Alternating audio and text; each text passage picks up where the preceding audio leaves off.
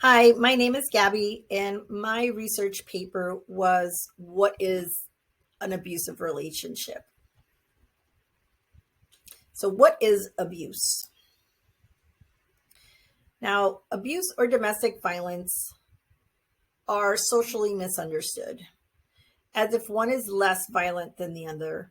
However, it isn't limited to physical assault, and the severity can vary. Now, violence, by definition, is when one partner or person, whether intimate or not, feels that they have the right to control another. It is considered a power imbalance, and the abuser has control of someone's finances, their social abilities, their mental capacity, even their physical being. It's essential to be able to measure the act of abuse as both an action and the harm caused to another person. Now, our country is really highly concerned about the level of amount of violence that we are seeing across the nation. And it is actually viewed and considered a public health issue. But it is very difficult to understand it and then to identify what violent behavior is and then what's considered nonviolent. For example, a domestic issue versus just a couple arguing. Now, we are faced with an argument of who determines that and who determines who is a victim in a situation and who is not. Now we go back to the history. History of abuse has always been towards women. Legalization of being abusive to women was legal back in the day. It was a form of, quote, disciplining their wives. It also included raping their wives because marriage was a legal binding contract and women didn't get much say.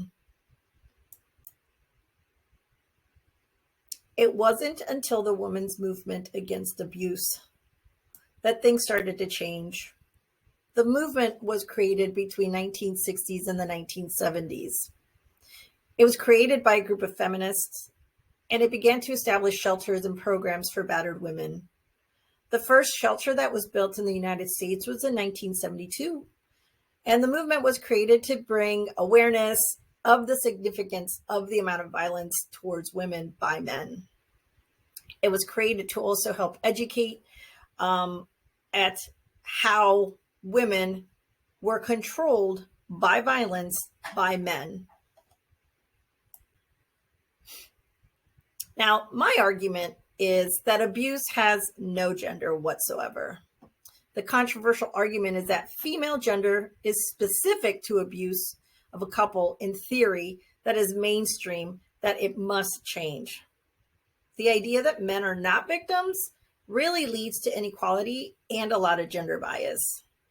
The ideal goal is to create a platform of neutral ground and to eliminate the concept of gender. Now, who is abused?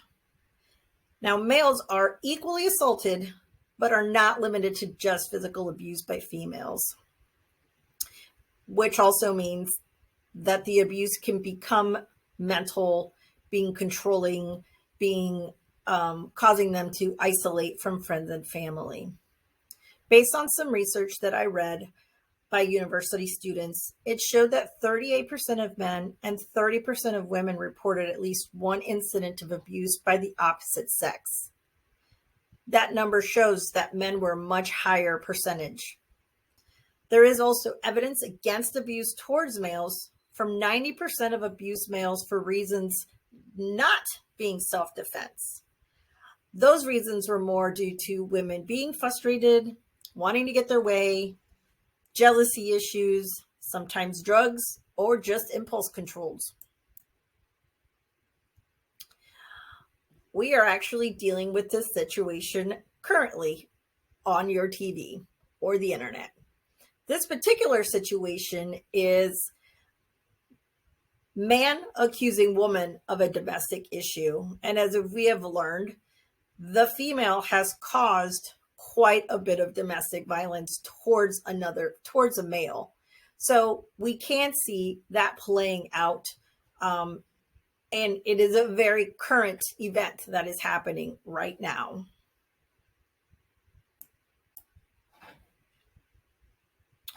Now, the abuse against men. Men are very seldomly considered battered victims, and therefore the reports go unreported. Some of the evidence showed that 1 in 3 women and 1 in 4 men have been victims of physical abuse by an intimate partner, which really explains the significance of how many males are actually affected. The numbers are almost equal to the same as women. Now, it's hard to determine who in a relationship is the abuser at times, but there are also there's a lot of signs to start watching out for. A dominant partner may start out loving and caring and really well liked by many people, but the clues are when the behaviors begin to change. You start to become isolated and alone, and they start to be very controlling. Now, you have to start noticing that those characteristics are both capable by men and women alike. Men do not view much conflict as violent, or therefore they don't report it when it becomes that they are the victim, which is why men don't register most of the abuse.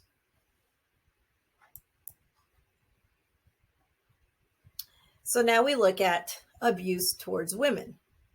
Now, men are in general more violent and aggressive. They're dominant in demeanor, and dominance is usually always looked as a male gender issue, and women are inferior to men. We are sensitive, over emotional, and in turn, just pretty defenseless. However, there is a belief that women may be consciously or unconsciously deserving of that type of behavior, that we deserve the pain and the punishment. Women tend to justify the feeling of love and feeling content for staying in an abusive relationship. Accepting abuse makes leaving much more challenging, especially if you have children with the abuser. Abusive women, battered women, tend to have feelings of depression, sadness, anxiety, fear. They are debilitated. They become worried of being uprooted from their home, having their children affected. The fear of becoming financially dependent, because they tend to be financially dependent on a male. And women are generally known to struggle more to get jobs as a battered woman, and they begin to feel that that's a normal part of life. So, in my conclusion and my argument, it's that it is actually proven through existing research and proper reporting that men are equally, and sometimes if not more, abused by women. Women alone are not the victims of domestic abuse and can equally similarly harm men. As battered women, the laws tend to favor their behalf and find men as perpetrators in most, if not all, domestic calls. Now, the question really is what defines violence and who gets to make that call of who is actually victimized? Most programs and emergency help is available for women, and it's designed to help housing women and their children away from the perpetrator, quote, the male. And there are very seldomly any shelters or assistance for men in an abusive relationship. Therefore, most men are now dislocated from their home, removed from their children, and now those children are stuck with the abuser in their own home. In our country, violence against women is considered a problem that needs immediate attention. However, at the same time, the current views on the issue need to be seriously transformed to be equal.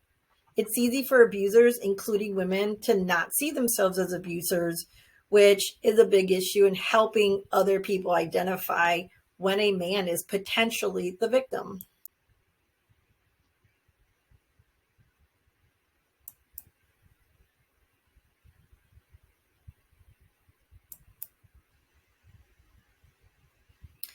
Here is some charts of showing the imbalance of male domestic violence against males. We must hold all genders accountable and responsible for any form of abuse. Men should be given the same latitude as women when a domestic call has been made and given the same amount of attention.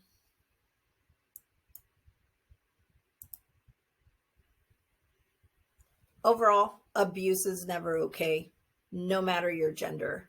And we really need to make this end.